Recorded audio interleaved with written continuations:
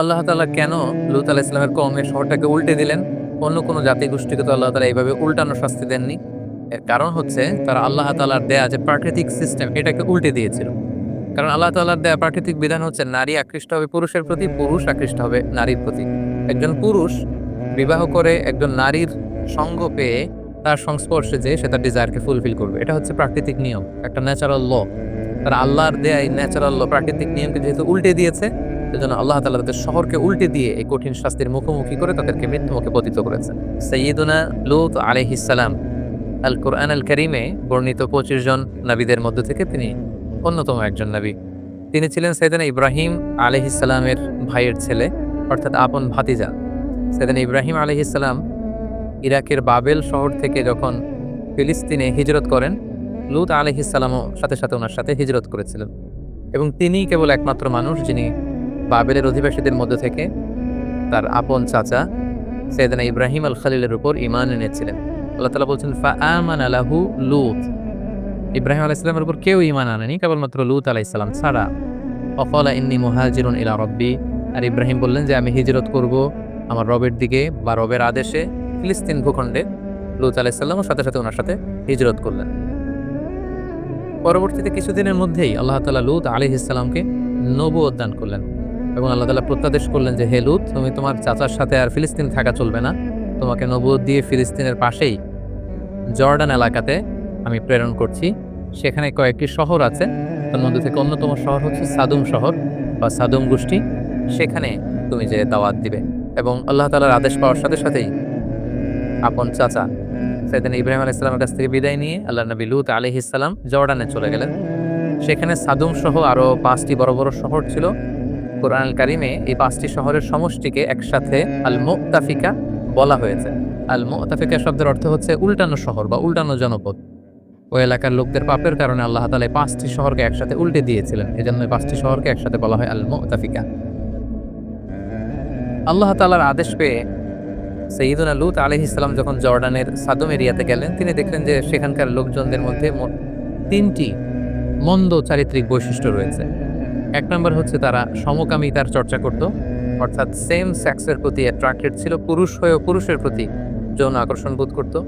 দ্বিতীয়ত তাদের মধ্যে আরো একটি মন্দ বৈশিষ্ট্য ছিল যে তারা ডাকাতি করত, পথিমধ্যে কাফেলাদেরকে আটকিয়ে তাদের সম্পদ তারা লুণ্ঠন করত। আর ৩ নম্বর তাদের যে মন্দ গুণাবলী ছিল সেটা হচ্ছে তারা অশ্লীলতার চর্চা করত। আর এই ৩টি কথাই আল্লাহ তাআলা কালামুল্লাহ মাজিদে চমৎকারভাবে উল্লেখ করেছেন। তাদের ৩টি ব্যাড অ্যাট্রিবিউটের প্রথমটি ছিল সমকামিতা। আল্লাহ তাআলা বলছেন ওয়ালুতান ইয ক্বালা লিকওমিহি আতাতুনাল ফাহিশাতা মা সাবাকাকুম বিহা মিন আহাদিন মিনাল আলামিন। তিনি তার কওমের লোকদেরকে বলতে আরম্ভ করলেন যে তোমরা এই অশ্লীল কাজ পৃথিবীর মধ্যে করছো, যেটা পৃথিবীতে এর আগে কখনো কেউ করেনি। ইন্নাকুম লাতাতুনার রিজালা শাহওয়াতাম মিন দুনিন নিসা। তোমরা পুরুষ হয়ে পুরুষদের প্রতি যৌন আকর্ষণ বোধ করছো, তোমরা নারীদের মাধ্যমে সেই ডিজায়ারকে ফুলফিল করতে চাচ্ছ না। বাল আনতুম কওমুম মুসরিফুন, তোমরা তো অবাধ্য এক জাতি। তাহলে এই ছিল তাদের ১ নম্বর ব্যাড অ্যাট্রিবিউট। ২ নম্বর ব্যাড অ্যাট্রিবিউটের ব্যাপারে আল্লাহ বলছেন ওয়া তাকতাউনাস সাবিল, তোমরা ডাকাতি করো। ৩ নম্বর হচ্ছে ওয়া তাতুনা ফি নাদিকুমুল মুনকার, তাদের কিছু ক্লাব ছিল, নাইট ক্লাব, সেখানে তারা অশ্লীলতার চর্চা করত। তো সাইয়েদনা লূত আলাইহিস সালাম যখন এই বাজে কোয়ালিটিগুলো দেখলেন, তিনি যে সেখানে দ্বীনের দাওয়াত দেয়া শুরু করলেন। প্রথমেই যেই বিরোধের মুখোমুখি তিনি হলেন যে তারা কোনো ক্রমে এই সমকামিতা থেকে ফিরে আসবে না। তারা সমলিঙ্গের প্রতি যৌন আকর্ষণ বোধ করতো, যেটাকে আমরা ইংরেজিতে হোমোসেক্সুয়ালিটি বলি বা সডোমি বলি বা গে হওয়ার যে কালচার সেটা তাদের মধ্যে ছিল। এবং কোরআনের আয়াত থেকে আমরা বুঝতে পারি পৃথিবীতে লূত আলাইহিস সালামের কওমের আগে কেউ এই বাজে অভ্যাসের চর্চা পৃথিবীতে কেউ করেনি, বরং সর্বপ্রথম এই পাপ কাজের সূচনা তাদের মধ্য থেকেই হয়েছিল। সেটা কিভাবে শুরু হয়েছিল তাফসীরে কুরতুবীতে এসেছে যে শয়তান সর্বপ্রথম এই কাজটি করেছিল। লূত আলাইহিস সালামের কওমের লোকেরা যখন চাষাবাদ করত, তখন শয়তান খুবই চমৎকার চেহারার সুশ্রী অবয়বের যুবক অথবা একজন বালকের আকৃতিতে তাদের কাছে আসলো, এসে সর্বপ্রথমে কুপ্রস্তাব দিল। এবং শয়তানের এত সুন্দর চেহারা দেখে তারা অবাক হয়ে গেল। শয়তান তাদেরকে বলল, ছোট্ট বালক বা যুবকের সুশ্রী চেহারা বা অবয়ব নিয়ে তাদের কাছে এসে বলল যে তোমরা যদি আমার সাথে এমন এমন পাপ কাজ করো তাহলে তোমরা অনেক আনন্দ পাবে এবং এই কথা আমি কাউকে বলে দিব না, তোমরা চাইলেই করতে পারো। সর্বপ্রথম তারা কৌতূহল বশত এই সুশ্রী বালকের সাথে এই অপকর্মটা করতে আরম্ভ করলো। প্রতিদিনই এই ছেলেটা আসে, মানে শয়তান এই ছেলের আকৃতিতে আসে এবং তাদের অনেকের মধ্যে এই বাজে স্বভাব শয়তান আস্তে আস্তে ডেভেলপ করতে লাগলো। শয়তান ঠিক ততদিন পর্যন্ত তাদের কাছে আসতে লাগলো যতদিন পর্যন্ত শয়তান নিশ্চিত হলো যে হ্যাঁ, এই অভ্যেসটা তাদের মধ্যে এখন পরিপূর্ণভাবে ডেভেলপ হয়ে গিয়েছে, আমি যদি নাও আসি তারা নিজেরা নিজেদের মধ্যে এই কাজটি করবে। এটা যখন শয়তান নিশ্চিত হলো, শয়তান তাদের কাছে আসা বন্ধ করে দিল। কিন্তু ইতিমধ্যে তারা নিজেদের মধ্যে এই বাজে স্বভাবটি ডেভেলপ করে ফেলেছে। তখন তারা নিজেরা নিজেদের সাথে এই অপকর্ম করতে আরম্ভ করলো। তাদের মধ্যে যে সুস্থির যুবক বা বালক আছে তাদের উপর তারা হামলে পড়তো। তারা নারীদের প্রতি যৌন আকৃষ্ট না হয়ে পুরুষদের সাথে এই পাপ কাজ তারা করতে আরম্ভ করলো। সাইয়েদনা লূত আলাইহিস সালাম তাদেরকে এই পাপ কাজ থেকে ফিরে আসার আহ্বান করলেন। তিনি তাদের মাঝে দাওয়াতি কাজ করলেন। তিনি তাদেরকে অশ্লীলতার এই পথকে পরিহার করতে বললেন। তিনি তাওহীদ, রিসালাত, আখিরাত এবং আল্লাহ তাআলার আযাবের ভয় দেখালেন। নৈতিক মূল্যবোধের দাওয়াত তিনি দিতে লাগলেন। সূরাতুশ শুআরাতে আল্লাহ তাআলা বলছেন, ইয ক্বালা লাহুম আখুহুম লূতুন আলা তাত্তাকুন। লূত আলাইহিস সালাম তাদেরকে বলল, তোমরা কি আল্লাহকে ভয় পাবে না? তোমরা কি আল্লাহকে ভয় করো না? কিভাবে তোমরা এই পাপ কাজগুলো করছো? কিভাবে একটি পুরুষ হয়ে তোমরা পুরুষের প্রতি যৌন আকর্ষণ বোধ করছো? এটা তো খুবই ঘৃণ্য একটি কাজ। ইন্নী লাকুম রাসূলুন আমিন, নিশ্চয় আমি আল্লাহর পক্ষ থেকে বিশ্বস্ত রাসূল। ফাত্তাকুল্লাহ, এই পাপ কাজ তোমরা বন্ধ করো, তোমরা আল্লাহকে ভয় করো। ওয়া আতিউন, এবং নবী হিসেবে আমার আনুগত্য করো।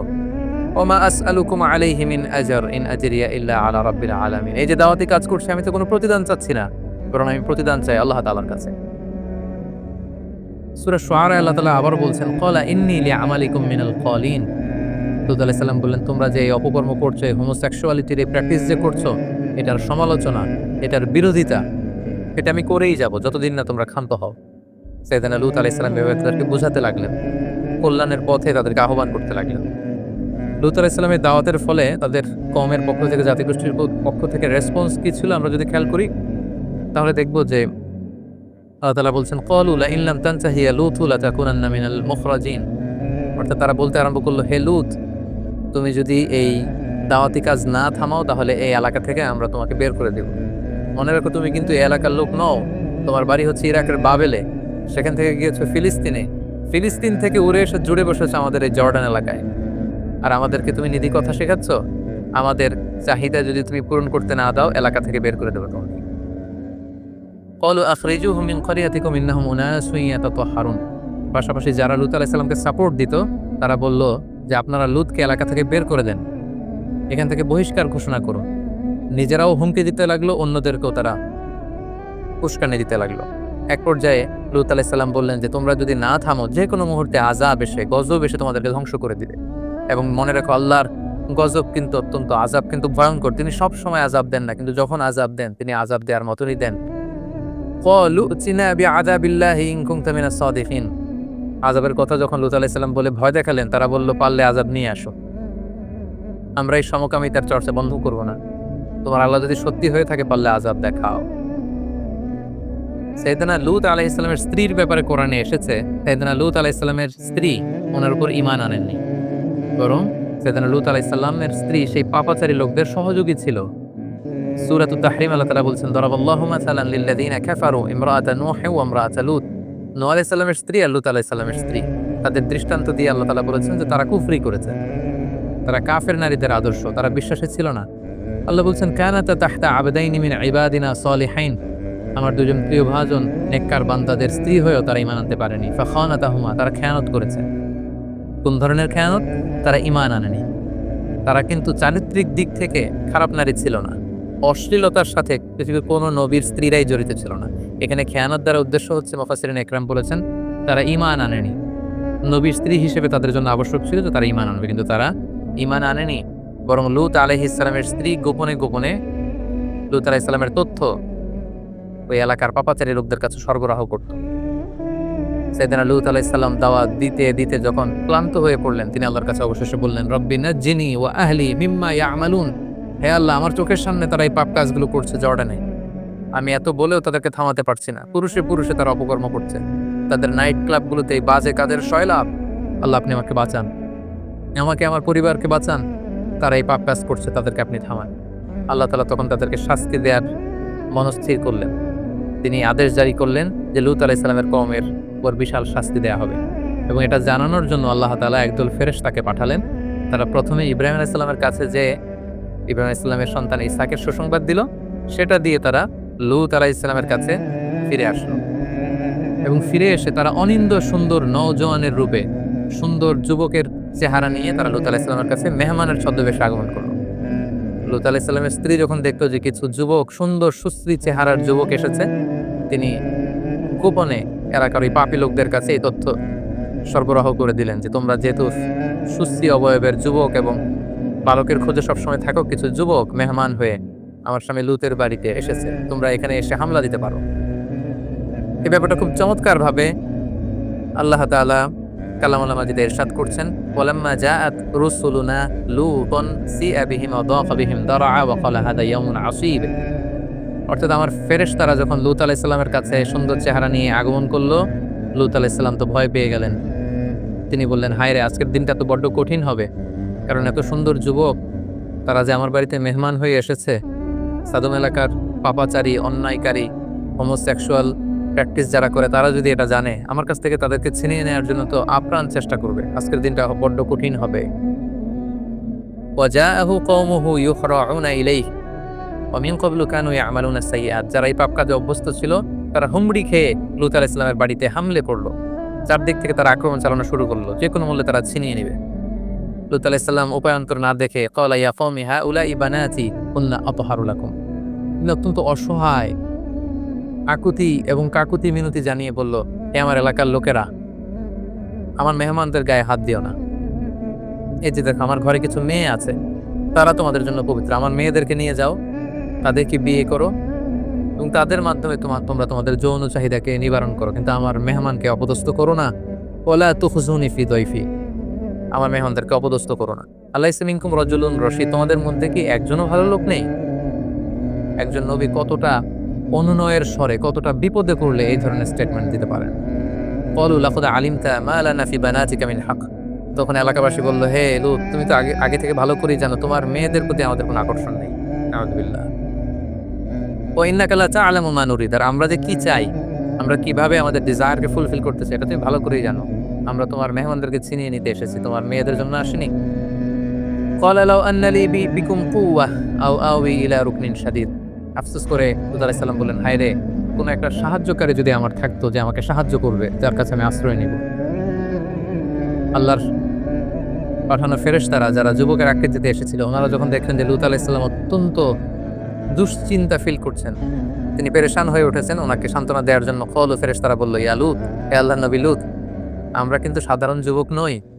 ইন্না রাসূলু রাব্বিক, আমরা আপনার রবের পক্ষ থেকে পাঠানো আল্লাহর ফেরেশতা। ওরা তো জানে না। লা ইয়াসিলু ইলাইক, আপনি ভয় পাবেন, ওরা আপনারও কিছু করতে পারবে না, আমাদেরও কিছু করতে পারবে না। আমরা এসেছি আল্লাহ তাআলার ঘোষণা শুনিয়ে দেবার জন্য। আল্লাহ তাআলা এই এলাকার উপর আযাব পাঠাবেন, ভয়ঙ্করতম আযাব। ফাআসরি বিআহলিকা বিকিতইম মিনাল লাইল, এই রাতের কিছু অংশ বাকি থাকতেই আপনি সেফ জোনে চলে যান। আল্লাহর আদেশ হচ্ছে আপনি সেফ জোনে চলে যান। ওয়ালা তালতাফিত মিনকুম আহাদ, আর যাওয়ার সময় পিছনে ফিরে তাকানো যাবে না, এটা আল্লাহর আদেশ। ইল্লা ইমরাআতাক, তবে আপনার স্ত্রীকে নিয়ে যেতে পারবেন না। আপনি আর আপনার উপর ঈমান এনেছে আপনার মেয়েরা, শুধু এরাই এলাকা ছেড়ে আপনারা সেফ জোনে চলে যান। ইন্নাহু মুসিবুহা মা আসাবাহুম, আপনার এলাকাবাসীর নসিবে যা ঘটবে, আপনার স্ত্রীর ভাগ্যেও তাই ঘটবে, কারণ আপনার স্ত্রী আপনার উপর ঈমান আনেনি এবং আপনার গোপন তথ্যগুলো এলাকাবাসীর কাছে সে লিক করে দিত, প্রচার করে দিত। ইন্না মাওইদাহুমুস সুবহ, আর আল্লাহর বেঁধে দেওয়া, আল্লাহর ফয়সালা হচ্ছে, আযাবের সময়টা হচ্ছে ফজরের সময়। ফজরের সময় হতে না হতে আযাব নেমে আসবে। আলাইসা সুবহু বিকরিব, ফজর হতে তো বেশি দেরি নেই, তাড়াতাড়ি রাতের কিছু অংশ বাকি থাকে চলে যান। এই ঘটনা শোনার সাথে সাথে সেদিন লূত আলাইহিস সালাম ওনার মেয়েদেরকে নিয়ে সেফ জোনে চলে গেলেন এবং আল্লাহ তাআলা আযাব পাঠালেন। আযাব কি ছিল? আযাবের প্রথম ধাপ ছিল সাইয়েদনা জিবরাইল আলাইহিস সালাম এসে পাখা দিয়ে এক ঝাপটা মেরে এলাকার সব পাপীগুলোর চোখগুলোকে অন্ধ বানিয়ে দিলেন। আল্লাহ তাআলা বলছেন, ওয়ালাকাদ রাওয়াদুহু আন দাইফিহি ফাতামাসনা আ'ইউনাহুম ফাযুকু আযাবি ওয়া নুযুর, আমি তাদের প্রত্যেকের চেহারাকে অন্ধ বানিয়ে দিলাম। পাখা দিয়ে জিবরাইল আলাইহিস সালাম এক ঝাপটা মেরে সবাইকে অন্ধ বানিয়ে দিল। ফাআখরাজনা মান কানা ফিহা মিনাল মুমিনিন, আল্লাহ বললেন, আমি বিশ্বাসীদেরকে এলাকা থেকে বের করলাম। আর বিশ্বাসী কারা ছিল? শুধুমাত্র লূত আলাইহিস সালাম আর ওনার মেয়েরা। ফামা ওয়াজাদনা ফিহা গায়রা বাইতিন মিনাল মুসলিমিন, একটা মুসলিম পরিবার ছাড়া আমি একটা পরিবারও পাইনি, সেটা ছিল লূতের পরিবার। লূত আলাইহিস সালাম আর তার মেয়েরা সেফ জোনে চলে গেল। আল্লাহ তাআলা বললেন, তখন আমি আসল শাস্তি পাঠালাম। সেটা কি? ফাজআলনা আলিয়াহা সাফিলাহা ওয়া আমতারনা আলাইহিম হিজারাতাম মিন সিজ্জিল, আমি এই এলাকার উপরের মাটি নিচের মাটি উলট পালট করে দিলাম। সাইয়েদনা জিবরাইল আলাইহিস সালাম পাখার ঝাপটা দিয়ে সবাইকে অন্ধ বানিয়ে দিলেন। এরপর পাখা দিয়ে পুরো জর্ডানের শহরটাকে তিনি আকাশে তুলে উপুর করে ধপাস করে জমিনে আবার ফেলে দিলেন। ফলে নিচের মাটি চলে গেল উপরে, উপরের মাটি নিচে। আল্লাহ তাআলা বললেন, ওয়া আমতারনা আলাইহিম হিজারাতাম মিন সিজ্জিল। এরপর আমি উল্কা বৃষ্টি নাজিল করলাম, পাথরের বৃষ্টি নাজিল করে সালফার অ্যাসিড দিয়ে পুরো এলাকাটাকে ঝলসে দিয়ে উল্কা নিক্ষেপ করে করে পুরো জর্ডানের এই সাদুম এরিয়াটাকে আমি ধ্বংস করে দিলাম, ম্যাসাকার করে দিলাম, নাস্তানাবুদ করে দিলাম। সূরাতুন নাজম আল্লাহ তাআলা বলছেন, ওয়াল মুতাফিকাতা আহওয়া, অর্থাৎ পুরো শহরটাকে উল্টে দিলেন। হি ডিস্ট্রয়েড দ্য ওভারটার্নড এন্ড ওভারথ্রোন সিটিজ। এটাকে জনপদ উল্টানো শহর বলা হয়। জিবরাইল আলাইহিস সালাম পুরো শহরটাকে মানুষ সহ আকাশে তুললেন। পুরো এলাকাবাসী চিৎকার হইচই করে পুরো এলাকাটা কাঁপিয়ে তুলল। জিবরাইল আলাইহিস সালাম পুরো শহরটাকে একসাথে উঠিয়ে আবার উল্টো করে জমিনের মধ্যে তিনি উকুড় করে ফেলে দিলেন। আল্লাহ তাআলা আকাশ থেকে পাথর আর উল্কা নিক্ষেপ করতে করতে পুরো জাতিটাকে শেষ করে দিল। আল্লাহ তাআলা কেন লূত আলাইহিস সালামের কওমের শহরটাকে উল্টে দিলেন? অন্য কোনো জাতিগোষ্ঠীকে তো আল্লাহ তাআলা এইভাবে উল্টানো শাস্তি দেননি। এর কারণ হচ্ছে তারা আল্লাহ তাআলার দেয়া যে প্রাকৃতিক সিস্টেম এটাকে উল্টে দিয়েছিল। কারণ আল্লাহ তাআলার দেয়া প্রাকৃতিক বিধান হচ্ছে নারী আকৃষ্ট হবে পুরুষের প্রতি, পুরুষ আকৃষ্ট হবে নারীর প্রতি। একজন পুরুষ বিবাহ করে একজন নারীর সঙ্গ পেয়ে তার সংস্পর্শে যে সে তার ডিজায়ারকে ফুলফিল করবে, এটা হচ্ছে প্রাকৃতিক নিয়ম, একটা ন্যাচারাল ল। তারা আল্লাহর দেয়া এই ন্যাচারাল ল, প্রাকৃতিক নিয়মকে যেহেতু উল্টে দিয়েছে, সেজন্য আল্লাহ তাআলা তাদের শহরকে উল্টে দিয়ে এই কঠিন শাস্তির মুখোমুখি করে তাদেরকে মৃত্যুমুখে পতিত করেছে। এবং এই এলাকাটাকে নিয়ে অনেক গবেষণা হয়েছে এবং জিওলজিস্ট বা ভূতত্ত্ববিদরা ওনারা পেয়েছেন যে এখানে গন্ধকের, যেটাকে সালফার বলে, সালফারের আগুন বর্ষিত হয়েছিল এই এরিয়াতে। এবং এখানকার মাটিতে প্রচুর পরিমাণে গন্ধক পাওয়া যায়। ন্যাট্রন ও পেট্রোল তো আছেই। এই এলাকাটাতে এত বেশি গন্ধকের উপস্থিতি আছে, এটাই উল্কা পতনের একটা অকাট্য প্রমাণ বৈজ্ঞানিকদের ভাষ্যমতে, যেখানে উল্কা পতিত হয়েছিল, যেটাকে আল্লাহ তাআলা হিজারাতাম মিন সিজ্জিন বলেছেন। এবং বর্তমানে যদি এই এলাকাতে আপনি যান, এই এলাকাটার অবস্থান বা লোকেশন হচ্ছে, এটা জর্ডান ইসরায়েল সীমান্তবর্তী একটা এলাকা এবং এটা হচ্ছে the lowest land area on earth. পৃথিবীর সবচাইতে নিম্নগামী এরিয়া, সবচাইতে নিচু এরিয়া, লো ল্যান্ড। যেহেতু জিবরাইল ইসলাম শহরটাকে উঠিয়ে জমিনে দাবিয়ে দিয়েছিলেন, এটা পৃথিবীর সবচাইতে নিচু এরিয়া। এবং এইখানকার পানির লবণের ঘনত্ব সাগরের লবণের চাইতে কমপক্ষে 8 গুণ বেশি। আমরা জানি সাগরের পানি এত লবণাক্ত যেটা মুখে দেয়া যায় না। সাগরের পানি যতটা লবণাক্ত, এই ডেড সির পানি হচ্ছে 8 গুণ বেশি লবণাক্ত। এবং সেখানে আপনারা একটা সাগর দেখতে পাবেন যেটাকে বলা হচ্ছে ডেড সি বা মৃত সাগর, আরবিতে বলা হয় আল বাহরুল মাইয়িত। এটাকে মৃত সাগর বলা হয় এজন্য এই পানির লবণের ঘনত্ব এত বেশি যে এখানে কোনো প্রাণী জন্মায় না। এটা আযাবের আর গজবের জায়গা। ফলে এখানে মাছ জন্মায় না, ব্যাঙ জন্মায় না, কোনো শ্যাওলা জন্মায় না, কোনো জীবকণা, জুপ্লাঙ্কটন, ফাইটোপ্লাঙ্কটন টাইপের কোনো কিছু এখানে জন্মায় না।